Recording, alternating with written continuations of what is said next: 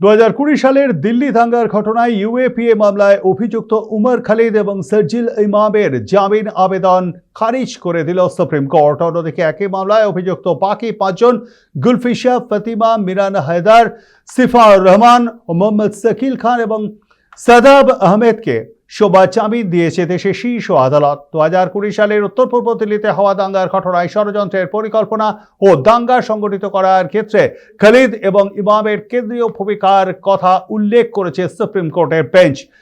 Supreme court জানিয়েছে 2020 সালে দিল্লি দাঙ্গা মামলায় উমর খালিদ এবং সার্জিল ইমামের ভূমিকার যে প্রমাণ প্রাথমিক তদন্তে জানা গিয়েছে তাতে আদালত সন্তুষ্ট। এই প্রমাণ ইউএপি এর অধীনে তাদের জামিনের আবেদনের বিবেচনার ক্ষেত্রে একটি গুরুত্বপূর্ণ বিষয়। শীর্ষ আদালত জানিয়েছে জাতীয় নিরাপত্তা এবং শৃঙ্খলার কথা বিবেচনা করা তাদের বিচারের আগে দীর্ঘ কারাবাসের তুলনায় বেশি গুরুত্বপূর্ণ। সুপ্রিম কোর্টের বেঞ্চ স্পষ্টতই জানিয়ে দিয়েছে খালিদ এবং ইমাম 1 বছর পরে অথবা সুরক্ষিত সাক্ষীদের জিজ্ঞাসাবাদ শেষ হওয়ার পর ফের জামিনের আবেদন করতে পারবে। এই দুই শর্তের মধ্যে যে কোনো একটি পূরণ হলেই আর্জি জানাতে পারবে তারা। আদালত জানিয়েছে ভবিষ্যতে খালিদ এবং ইমামের আবেদন স্বাধীনভাবে বিবেচনা করা হবে। সেই বিবেচনাকে সোমবারের নির্দেশ প্রভাবিত করবে না বলেও জানানো হয়েছে।